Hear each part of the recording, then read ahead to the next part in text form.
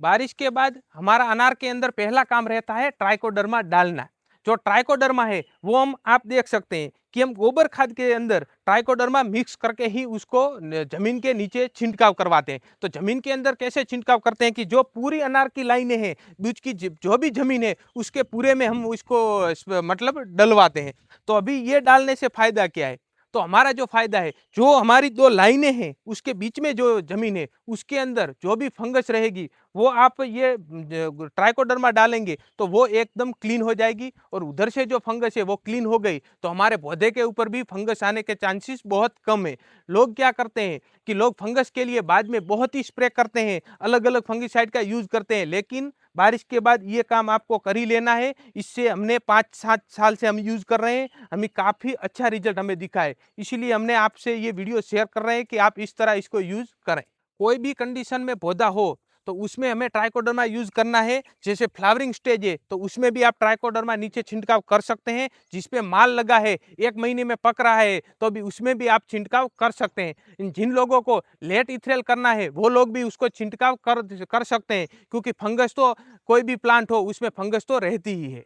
हमारा दूसरा काम फेरोमेन ट्रैप लगाना है। बारिश के आने के बाद 2-3 दिन में हमें फेरोमेन ट्रैप लगा देना है, क्योंकि फेरोमेन ट्रैप नहीं लगाएंगे तो बारिश के बाद फल मक्खी आने के चांसेस ज्यादा रहते हैं। तो कोई भी कंडीशन में प्लांट हो लेकिन बारिश के बाद तुरंत ही फेरोमेन ट्रैप लगा ले, क्योंकि बारिश से पहले जो फेरोमेन ट्रैप लगी होगी वो बारिश से खराब हो जाती है। इसके लिए हमें नए वाले फेरोमेन ट्रैप लगा देनी है। हमारे खेत का तीसरा काम, जिस पौधे पे ये गोटी लगी है और जो हमने आगे भी वीडियो बना बना के बोला है कि घास नहीं निकालना है, लेकिन बारिश आ चुकी है, बारिश आने के बाद हमें घास को क्लीन करना है। तो अभी हमारा तीसरा काम घास कटिंग करने का चालू हो जाएगा। जो हम ब्रश कटर ही यूज करते हैं, दवाई का स्प्रे हम नहीं करते हैं और आपको भी दवाई का स्प्रे नहीं करना है। और जिन पौधों में फ्लावरिंग है और घास हो चुकी है उनको भी ब्रश कटर लगा देना है, क्योंकि इसके अंदर अभी बहुत अलग अलग प्रकार की इली वगैरह पड़ सकती है। तो अभी आपको घास क्लीन करना है। और डंक मच्छी का जो प्रकोप है वो भी क्यों बढ़ता है, नीचे घास रहता है इसके कारण ही बढ़ता है।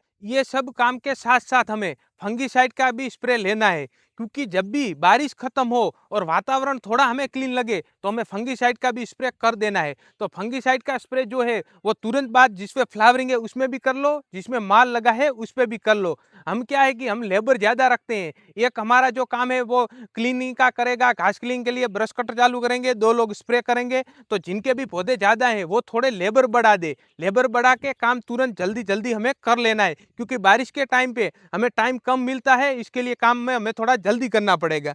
और अभी जैसे हमें टाइम मिला, बारिश खत्म हो गई, पूरा वातावरण क्लियर है, तो ही हमें जो नीचे के पीले हैं वो क्लीन कर देने हैं। तो इस टाइम पे आप गैप मिले तो पीले भी क्लीन करवा लेना, क्योंकि जब भी बारिश ऊपर रहती है तो हम पीले क्लीन नहीं कर सकते, क्योंकि बारिश के टाइम पे आप पीले जो क्लीन करेंगे तो उधर फंगस लगने के चांसेस ज्यादा रहते हैं। ये वीडियो ज्यादा से ज्यादा शेयर करो जिससे किसानों की मदद हो सके।